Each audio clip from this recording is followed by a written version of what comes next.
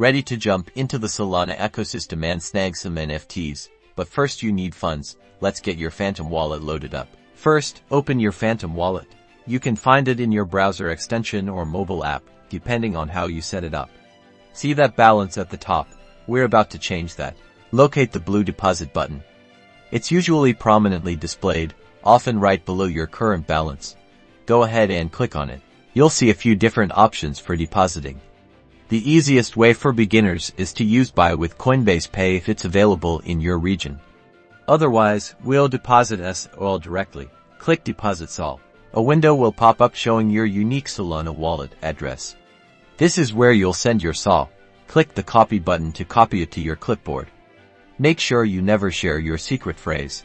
Now, head over to the exchange where you hold your SOL. This could be Coinbase, Binance, Kraken, or any other exchange that supports Solana. Find the withdraw or send function. Paste your Phantom wallet address into the recipient address field on the exchange.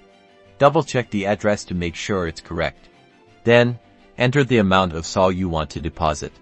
Make sure you have enough SOL to cover any withdrawal fees. Review all the details carefully and confirm the withdrawal from the exchange.